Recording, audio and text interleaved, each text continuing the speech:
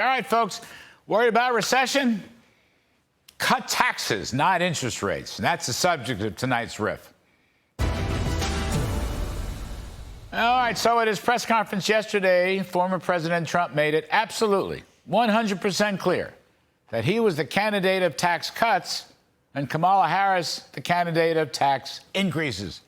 Maybe she thinks she's the new Walter Mondale, who campaigned on tax hikes many years ago and lost 49 states. After all, her running mate is a far-left progressive from Minnesota, just like Mr. Mondale. Now, in view of the shaky stock market and rising unemployment and a softening economy, Mr. Trump's tax cut pledge and his fight against Ms. Harris's tax hike plan is going to become a super important issue in the last 3 months of this campaign. Now, take a listen to what he said at yesterday's presser. But they always say, we're going to give you a tax increase. But in all the years of studying politics, I've never seen people get elected by saying, we're going to give you a tax increase. And I'm going to work it out that there's no tax on Social Security for seniors. I'm also doing no tax on tips. There you go. There you have it. That sends a very strong message to voters, especially middle-class voters, who are increasingly worried about rising unemployment.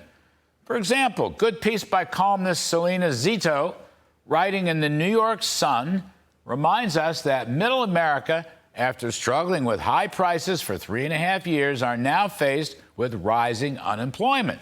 In fact, while overall unemployment has gone up from 3.4% to 4.3%, unemployment for those without college education has recently hit 4.6%. So it's a double whammy. High prices and job losses. These are typical working folks.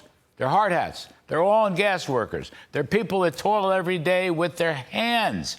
It's an unknown species for Wall Street and Silicon Valley, but it's the backbone of America.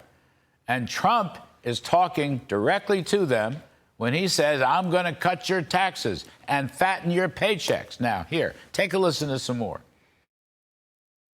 Our tax cuts, which are the biggest in history, our tax cuts are coming due, as you know, very soon. If they don't renew them, it's the equivalent of having a 4 times tax increase from what you have right now, and it'll destroy the economy. All right. So remember, typical families have already taken a roughly 4% pay cut during the Biden-Harris years. Now, in fact, in order to hammer home the Kamala-nomics tax hike threat, MAGA PAC is publishing a Kamala tax calculator. Here's one example. A married person filing jointly, under 65, making $75,000 a year with 2 kids, would lose $2,828 every year under the Kamala-nomics tax hike. That's real money. Now, as far as the softening economy, which may well be on the front end of a recession, I believe a reduction in tax rates would be much more beneficial than emergency Fed rate cuts. If the Fed starts slamming down interest rates and pumping up the money supply, we're going to get another bout of inflation. The last thing we need is more Fed pump priming. Already the world is over-leveraged and over-borrowed. The Japanese yen carry trade has smashed stock markets. At home, the Magnificent Seven tech stocks are over-leveraged. The consumer has taken on way too much debt while paying delinquencies are rising. The economy doesn't lack for money and debt. It lacks for free enterprise incentives.